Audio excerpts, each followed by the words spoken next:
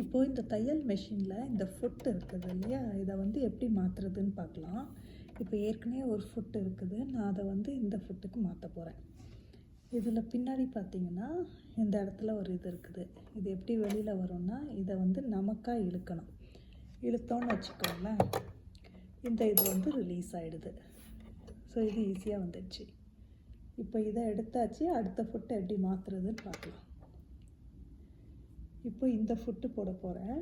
இதில் பார்த்திங்கன்னா இந்த சின்ன ஒரு பார் மாதிரி இருக்குது. இந்த பார் வந்து இந்த இடத்துல ஒரு மாற்ற மாதிரி ஒரு இடம் இருக்குது, அதில் போய் மாட்டணும். ஸோ இதை கரெக்டாக இதில் வச்சுட்டு இந்த இதை கீழே எடுக்க போகிறேன். அது சரியாக வரலை. ஸோ இந்த இதை திரும்ப நான் எனக்காக இழுக்கிறேன். இழுத்துட்டு இதை கொஞ்சம் அட்ஜஸ்ட் பண்ணுறேன். பண்ண உடனே அது உட்காந்துக்குச்சு அதில். இப்போ இதை எடுத்தேன்னா அடுத்த ஃபுட் மாட்டியாச்சு. திரும்ப உங்களுக்கு சொல்கிறேன், இந்த தையல் ஃபுட் இருக்குது இல்லையா, இதை வந்து இப்போ நான் மாற்ற போகிறேன். இது மாற்றுறதுக்கு இங்கே பின்னாடி இருக்கிற இதை நமக்காக இப்படி இழுத்தோன்னா அது ஆட்டோமேட்டிக்காக அதில் ரிலீஸ் ஆகிடுது. அந்த ஃபுட்டு தானாக வெளியில் வந்துடுச்சு.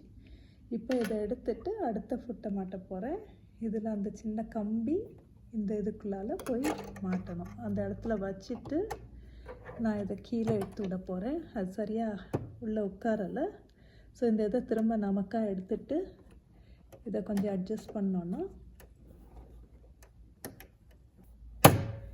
அது உள்ளே உட்காந்துக்குச்சு.